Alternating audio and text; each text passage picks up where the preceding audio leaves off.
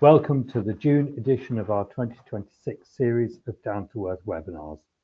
These will cover a broad range of subjects and are available afterwards on our YouTube channel alongside previous talks.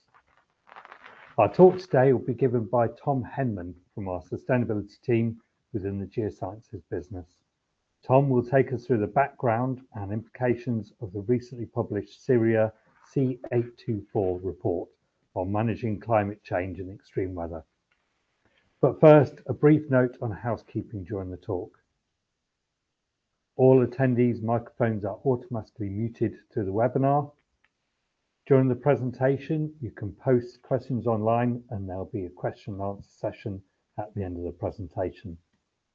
We'll answer as many questions as possible at the end of the talk. Those that can't be answered due to time constraints will be answered after the webinar.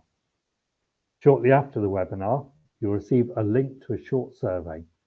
If you can take a few minutes to provide feedback so we can improve on future webinars. Now, please let me introduce our speaker today. Tom is a director of RSK and part of the leadership team for RSK Geosciences leading on sustainability. Tom has over 25 years experience in assessing contaminated land and has wide experience of advising clients on land and waste management and is a Silk and chartered scientist. Tom is also Deputy Chair of the Silk Board and recent past Chair of the Silk Professional and Technical Panel.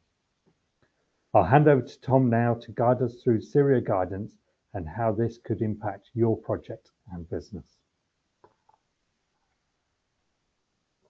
Thanks, Stu, for the introduction. I'll turn my camera off while I now present. So the C824 CIRIA guidance, which has recently been published, comprises a good practice guide for managing future climate change and extreme weather in land development. And it can help you by supporting robust decision making to effectively manage geo-based risks in the face of a changing climate. This guidance was prepared by RSK Geosciences on behalf of CIRIA, and we were supported by specialists from across the RSK group in climate change risk assessment and adaptation. I led the delivery of the report for CIRIA and one of the main authors, and I'd like to acknowledge my co-authors, Helen McMillan, Sean Williams, Rosanna Boxham, Zal Hock, and Andrew Fellows from Geosciences. So firstly, why the need for this guidance? Well, these recent headlines really speak for themselves. We know that the climate is changing and climate change is already here, and there's a need to adapt to this to ensure that land is being redeveloped in a robust and sustainable manner that is resilient to the effects of a changing climate. And there were very far-reaching implications if we don't get this right, including some of the things that are mentioned there in terms of infrastructure impacts and impacts on insurance. But until now, there's been a gap in technical guidance on how geotechnical and geoenvironmental considerations should be considered as part of land development projects. So what does the guide cover? Well, overall, you can see what I'm going to just talk about briefly here. Firstly, the main objective of the CIRIA guide is to provide practical advice for managing geo-based risks in land development from future climate change and related extreme weather events, or EWEs. Focusing on the UK context and looking at achieving a balanced and sustainable approach.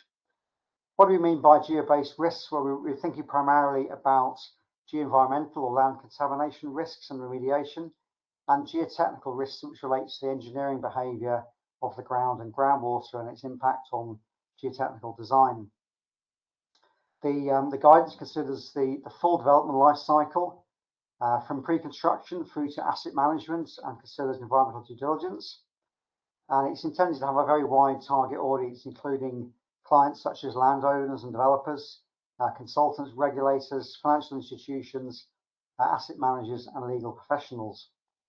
And the guide is structured in two parts. The first considers a review of the current state of knowledge, including drivers for assessing and mitigating climate change related risks. Whereas the second part provides a good practice framework for how to manage and mitigate the projected impacts of climate change on geo-based risks. And throughout, the guide includes diagrams, tools, and case studies to support understanding, and we've got examples of these throughout this presentation. I would note that this is a rapidly developing area with lots of publications and research and development occurring, and therefore the references cited in the report are up to date as of July 2025.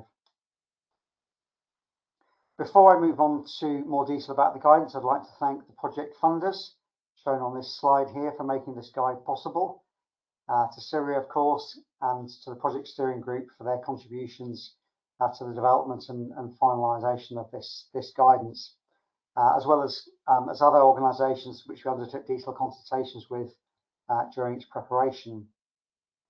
The guide took over 18 months to develop and was published in April of this year, and is available for purchase from CIRIA, and we'll provide a link to you within the materials later on for that. So I'm now going to give you a bit of a taste of what we can expect from looking at the report itself. So as I mentioned, part 1 covers the current understanding of the issues, and this is really a review of the current state of knowledge as well as emerging issues that may impact how things are considered in the future. As part of this, we looked at what are the main regulatory and other main drivers that are mandating or encouraging considering climate change risks and how to adapt to them. And on the left-hand side, all of that relates to the Climate Change Act and everything that follows from that in terms of climate change risk assessments, adaptation plans, and into planning and policy frameworks. We've also looked at financial guidance, such as the Green Book for public sector projects. And we've looked at, in the green, we've looked at financial reporting standards, and we've linked these to all the various stakeholders that the guidance will apply to. And all this, of course, is underpinned by technical guidance and standards. So in this detailed review, we've looked in detail at what existing British standards, Eurocodes, and technical guidance say about considering climate change risks for geo-based risks. We've looked at decision-making tools that are available. We've looked at climate databases that can be used to assess the climate change risk on any particular site. And a key output of the guidance is the collation of currently available UK climate databases and other tools that can be used to make that evaluation. And then we've looked at what current good practice is and looked to develop that in part 2. Identified what are the key knowledge and data gaps that currently exist, and where are the uncertainties, because as I mentioned, this is an evolving field, and there certainly are uncertainties, not least in terms of the range of possible climate change scenarios that might apply. So I'll talk about that a bit later on. But taking into account these uncertainties, there's often in development a decision made about how to consider climate adaptation, particularly at the pre-construction stage, how much adaptation should be included within the design, which may be easier and cheaper at that stage compared to retrofitting at a later date. But if those predicted climate change impacts don't occur for decades, then there may be an argument for deferring that cost. So there's a balance there and a decision to be had that obviously needs to be considered, considering a wide range of factors on a case-by-case basis, including what the development's life cycle, what the development design might be, client's attitude to risk, short versus long-term benefits, environmental impact, sustainability, and of course cost. We produced a series of diagrams within the report that aim to provide a clear link between climate change impacts, physical effects, and then implications for geo-based risks. An example here shows this from the guide for geoenvironmental risks. So future climate change impacts for the UK can be grouped into 4 main areas: hotter, drier summers, warmer, wetter winters, rising sea levels, and more intense storm events. And there's also related factors such as climate whiplash, where you can have a rapid shift from one extreme weather pattern to another, such as from severe droughts to intense rainfall, flooding. So this is how we've looked at relating all these aspects together. And I'm going to give an example by zooming in on one of these quadrants. So for hotter, drier summers, these can induce a physical effect such as reduced recharge of rainfall, leading to lower groundwater tables. This may result in a change to the risk for geoenvironmental receptors, and it could have implications for contaminant sources, pathways, and receptors. For example, reduced recharge could result in physical changes to the source and/or change indoor and outdoor exposure pathways, which could affect the risk to human health receptors on or off site. And of course, there are similar impacts on the controlled waters receptor side of things. So those future climate change impacts have implications for the conceptual site model and the associated assessment of contaminated land linkages, which underpin all geoenvironmental risk assessments. We must consider these implications as part of that risk assessment process and in developing remediation strategies to ensure that the site remains suitable for use over the foreseeable future. And of course, that all relates to what LCRM, Land Contamination Risk Management, which provides the framework for assessment of that in the UK. We're taking a similar approach, looking at for geotechnical risks, and here we've related these to 10 main geotechnical hazards and risks, shown in the grey box here, which range from things like floods, damage or drainage, through to a key one being shrink swell subsidence impacting building foundations, and also coastal erosion, loss of land. So again, taking the example of hotter, drier summers, this will lead to an increase in soil moisture deficit. Again, an impact on groundwater tables, and this can lead in particular to an associated increase in the subsidence of foundations that are built on clay soils due to increased shrink swell effect that occurs. It can also affect the extent of desiccation, cracking in clay soils, resulting in increased surface permeability and a greater risk of slope failure during subsequent rainfall. So there's clearly a lot of potential interactions that need to be considered for each aspect. We'll talk a little bit more about that as we go through this. So into parts 2 of the guidance, where in part 1, as I mentioned, we looked at looking at reviewing all of that existing information as well as emerging standards, and we distilled all of that to develop and move things forward with a framework for good practice for how to assess and manage the projected impacts of climate change on geo-based risks. And we consider this right across the whole development life cycle, and because pre-construction obviously is a really important stage with site assessment and design and going through the planning process. But there's also important aspects to manage, particularly extreme weather effects during the construction phase, where sites are more vulnerable to direct impacts, and then looking at assessing and managing climate change related risks into the post-construction period through asset management, and also considering implications for transactions and ultimately site decommissioning and back through the process again. So we've developed this through a series of flow charts through the report, and we've also provided case studies for each development phase. And I'll mention a couple of these as we go through this.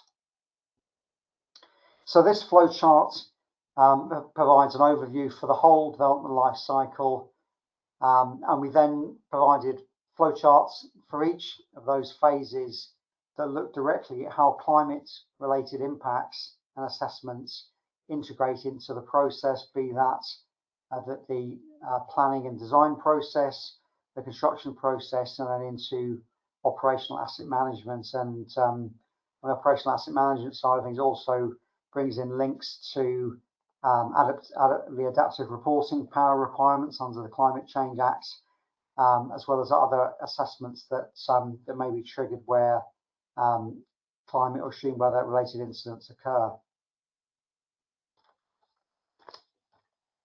So by way of an example of that, for asset management. So related to this, one of the drivers for assessing climate change risk is the TCFD, the Task Force on Climate-Related Financial Disclosures, which has now been implemented into international and UK financial reporting standards, basically to assess what those long-term climate change risks might be. So this is a project that RSK delivered for a housing and care provider with over 100,000 assets across the UK, and they commissioned a detailed physical climate change and opportunity assessment to inform TCFD reporting. And through this project and assessment, the key geo-based risks to housing stock was identified to be a shrink swell subsidence associated with future climate change risk. So basically housing located on clay-rich soils, which is impacted by greater shrink swell risk, and ultimately could then lead to building subsidence and impacts in terms of repair of buildings and obviously related insurance costs for that. And through the project, adaptation options were considered both for existing stock and mitigation measures for new developments, and a financial impact assessment identified the potential impact of several £1 million for those subsidence-related risks, indicating that that was a key risk item that would need further consideration as part of climate change mitigation going forward. So these types of assessments can be done, as an example here, on a portfolio type basis, or indeed on a site-specific basis as part of due diligence. And it's worth remembering that for existing developments, as well as some that are still working their way through the system, there may be locked-in risks where climate change risk hasn't been considered, and obviously the impact of that then needs to be considered as part of this asset management process. So, turning to how we've looked at integrating climate change and extreme weather event EWE related risks into geo-based assessments. So we've developed a framework that guides users through the process. So for geoenvironmental land contamination risks, we've looked at mapping onto the LCRM process where the climate change related considerations apply. And we've done the same thing, or the equivalent thing, for Eurocode 7, looking at geotechnical design. And we've developed a series of environmental and geotechnical watch points that competent assessors would consider at each stage in the process for how those site-specific climate-related risks might impact the geoenvironmental risks or the geotechnical design process. And these watch points take into account specific objectives of the project, data requirements needed to inform assessments, as well as identifying uncertainties and limitations.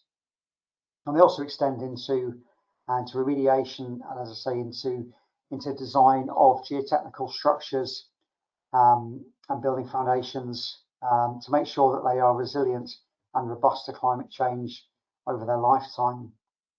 And we've provided case studies for those selected watch points to see how this can be applied practically in the real world.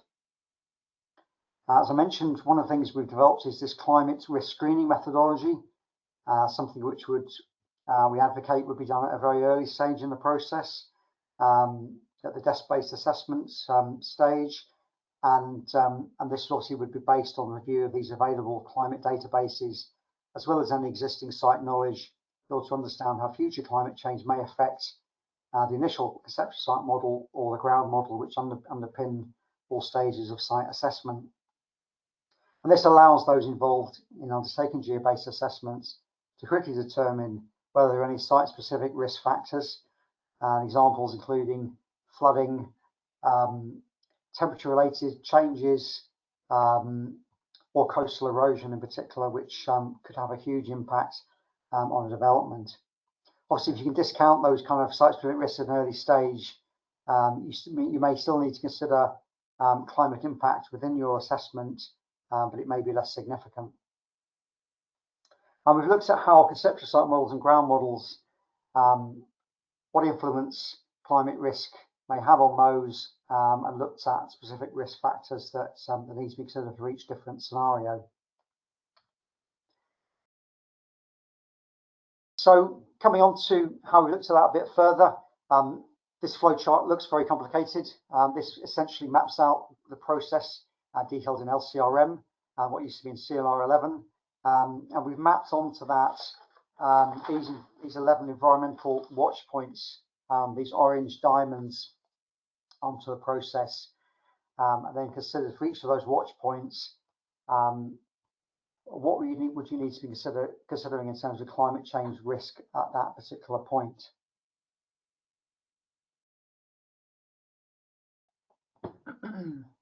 So as an example, EWP3 considers how will projected climate change effects alter the initial conceptual site model and or the nature of the potential linkages identified. So that's a qualitative assessment at that stage. But obviously, as you move through into the later tiers of risk assessment, then that would increasingly become a more quantitative assessment. So as an example of applying EWP3, and this was undertaken as part of a site liability assessment. So a former gasworks site located next to a river, and the desk-based climate risk screen identified that there wasn't a predicted change to flood risk associated with the river or with pluvial flooding. However, there was identified to be a potentially significant increase in annual rainfall and recharge and extreme weather events, which was something identified at desk study stage that needed further consideration. So that was then integrated into the site assessment design. And one of the things that was identified through that process was that there was evidence of pooling of discoloured water in one part of the site following heavy rainfall, which was then tested and found to be impacted by cyanide in the location of a former gas holder. So that linkage, that additional contaminant linkage, was added to the conceptual site model relating to consideration of overland flow pathways and the potential exposure on site to contamination associated with those extreme weather events.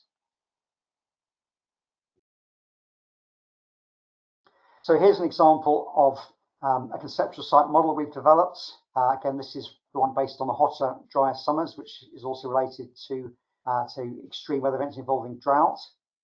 And just considering there that a wide range of impacts, the black ones, boxes in black relating to impacts on contaminant sources, the blue ones relating to changes to risk control waters receptors, purple for ecological receptors, orange for ground gas related risks, and green for impacts on human health receptors. So quite a wide range of different impacts here, and we've gone through a similar process looking at the other scenarios of warmer, wetter winters, greater intensity of storm events, and looking at sea level rise and related coastal impacts.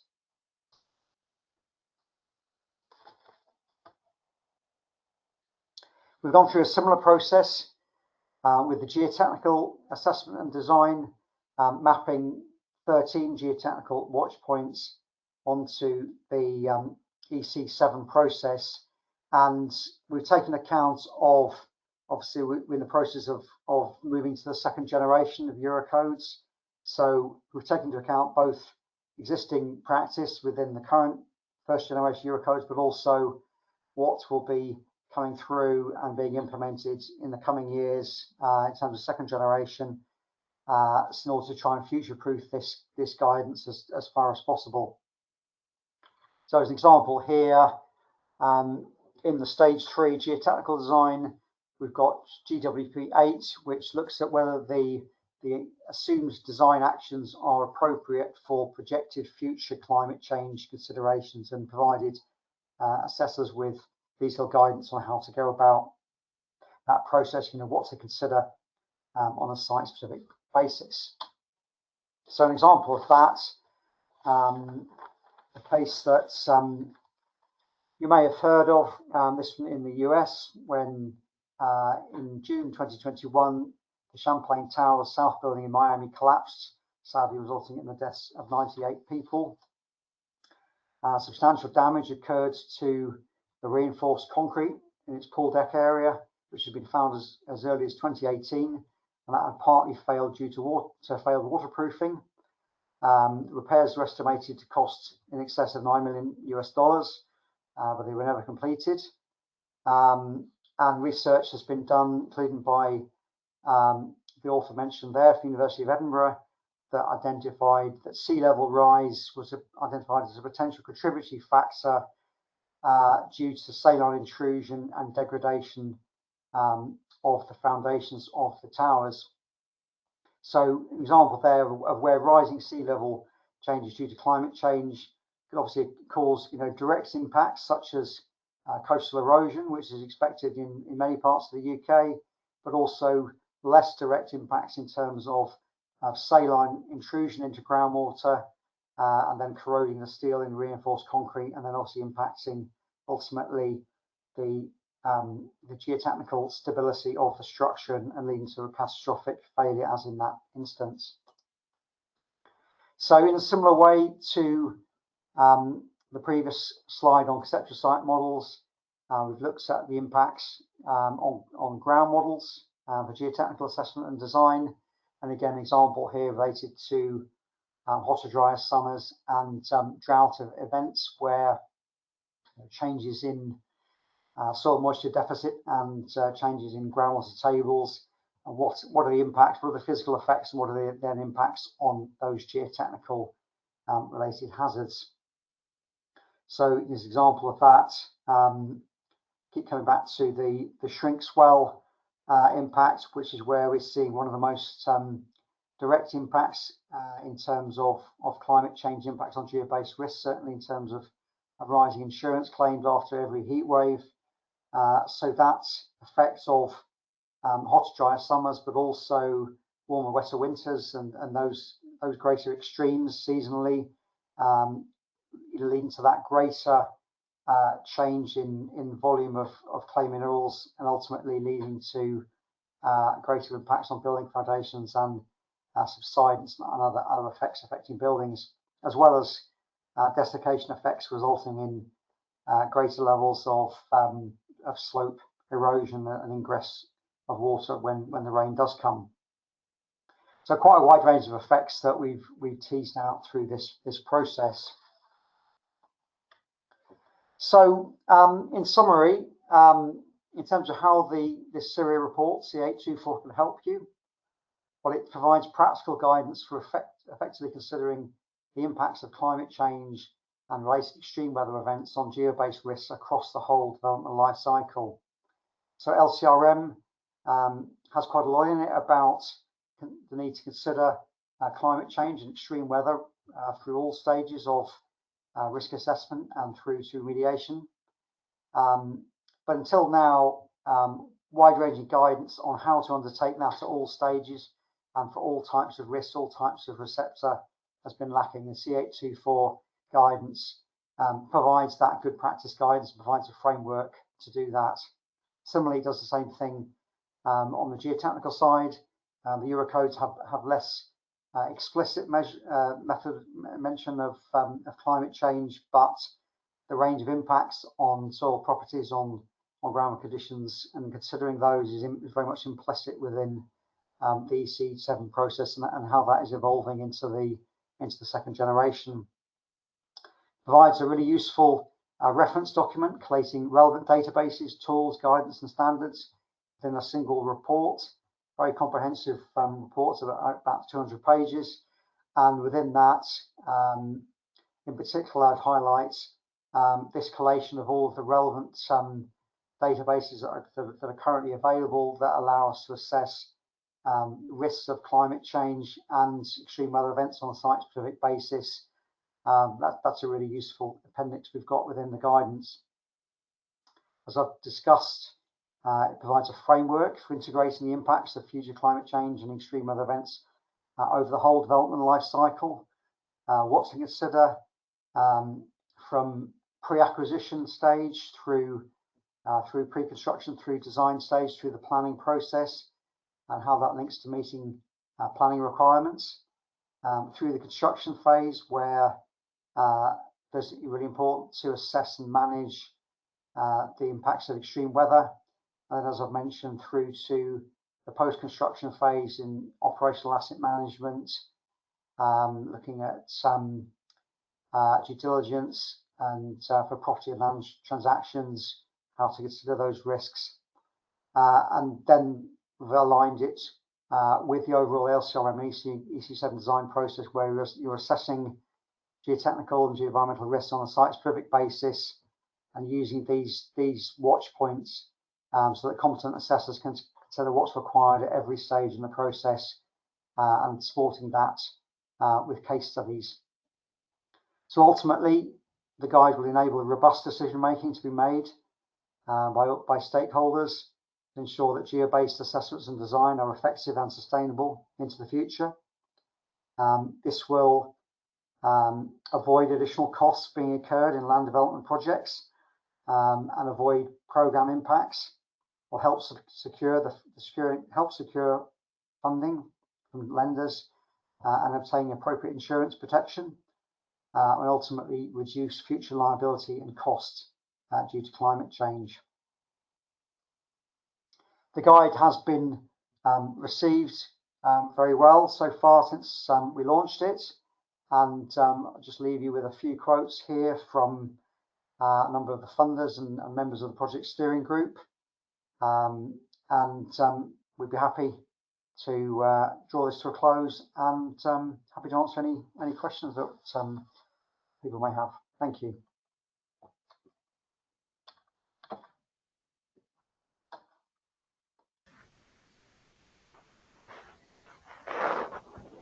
Thank you, Tom, for that presentation. Really interesting, actually, going through how we've contributed to or written the guidance. We have a few questions that have come through, so I'll give you a moment to collect your breath, and then so the first question: the cut-off date for the references was July 2025, and so the guidance might not contain the most up-to-date information. What assurances can be provided that the framework developed is and will remain relevant? Okay, thank you. Yeah, well, inevitably producing guidance like this and getting through the publication takes time, so hence the cut-off of July last year. But as I mentioned, we have tried to future-proof this as far as possible and look at what is coming down the track. As I mentioned, we've looked at emerging standards and guidance such as the second generation Eurocodes. We've talked to we consulted with the environmental regulators, a number of whom were represented on the project steering group. So we've got a good idea where the Environment Agency and the other UK regulators are going with climate change. We've liaised with local authorities, looking at it from expectations under planning. But it is a rapid moving field. You know, publications are coming out all of the time. But obviously, that's something, you know, we continue to track. You know, we're confident that this is a robust approach and, you know, provides good practice going forward, and it won't significantly change in the short term. We have recommended that probably within 3 years that probably review and update may be required, and obviously that's something for CIRIA to think about and take forward if they decide to do so. Okay, thanks, Tom. Interesting one. Weather conditions and also the geological conditions are so variable across the UK. Is the guidance truly representative of the whole of the UK? And is there equal weighting and consideration given to each of the devolved nations, or is it primarily focused on England? No, it's definitely, we've definitely given equal weight to all 4 nations of the UK. You know, with increased regulatory divergence, really important to capture what are the requirements. Obviously, there are common requirements in terms of the Climate Change Acts and you know, overall approaches to climate change risk assessment, such as the adaptive reporting pilot ARP process, and how UK nation level climate change risk assessments are undertaken. LCRM applies right across the UK now, obviously, as does EC7. But there are, local national differences, and we've definitely taken that into account in the way we've developed the guidance.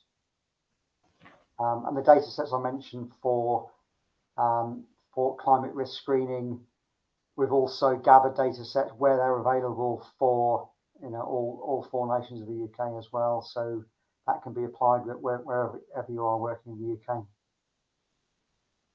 Okay, thank you for that, Tom. So the next question, with respect to the geoenvironmental framework that's been developed, how does this differ from the SOBRA climate change guidance?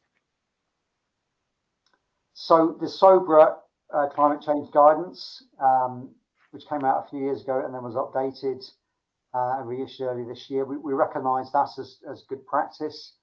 That obviously focused specifically on controlled waters risk, groundwater, surface waters, and other related water receptors. So we linked to that guidance, and we haven't sought to replicate that. But what this guidance is much wider in its scope. Obviously considers the full range of geoenvironmental receptors. It considers risks to human health, building structures, ecology, as well as those water-related receptors. It considers the remediation design process and how that is implemented. So stages 2 and 3 of LCRM.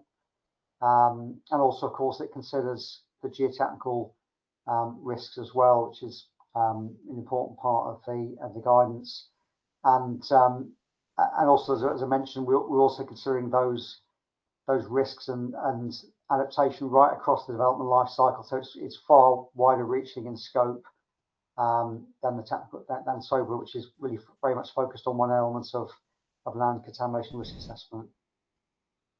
Right, I understand. Yes. Okay, I think one final question, and then we'll wrap this up. What climate change projections should we be considering in our assessments, and how should we take into account the uncertainty inherent in climate models when making decisions about future risk to ensure durability of geotechnical and remediation designs? Yeah, this is a really important question because, as I mentioned, we don't know what's going to happen in terms of reduction in greenhouse gas emissions. So there's a range of possible scenarios that might apply, such as from RCP 2.6 to 8.5. So a lot of the projections are based on RCP 8.5, which is a high emission scenario. So effectively, it's a worst case scenario in terms of emissions. It's obviously, climate change models obviously based on that. They themselves have a number of uncertainties. There's the risk of tipping points, which we have considered in the guidance, but they're often not incorporated into these projected scenarios, not yet anyway. So yes, it is important to consider uncertainty. However, by considering that kind of reasonable worst case, that RCP 8.5, if that doesn't show an impact, well, then that's a good starting point. Then that doesn't need to be then taken forward in that assessment or design process. If that conservative assessment does show there's a potential risk here, obviously then that needs to be considered in detail through those watch points that I mentioned through that assessment process, and considering that uncertainty, and ultimately informing that decision about how much adaptation to include in the design now versus later adaptation. So as I mentioned, there's a very wide range of factors that might come into that decision making. Okay, thank you, Tom. We'll end the questions there, and the further What the guide questions. looks like, I mentioned it up earlier. Here's a hard copy of the guidance. I think we're going to put a link into the chat of the materials about where that can be purchased from CIRIA. Either you can obviously purchase a PDF electronic download, or of course you can purchase the full hard copy to see all of the images in their full glory. But so we'd encourage you to have a look at that. We've given an overview, but obviously there's a lot of reference detail within the guidance, which we'd encourage people to have a look at. Thank you, Tom. So we'll end there, and any further questions will be answered once Tom and his team have had a chance to review these. So thank you all for attending. Our next Down to Earth talk will be on Tuesday, the 14th of July. Please remember to complete the feedback following the presentation, and we'll see you again in July. Thank you.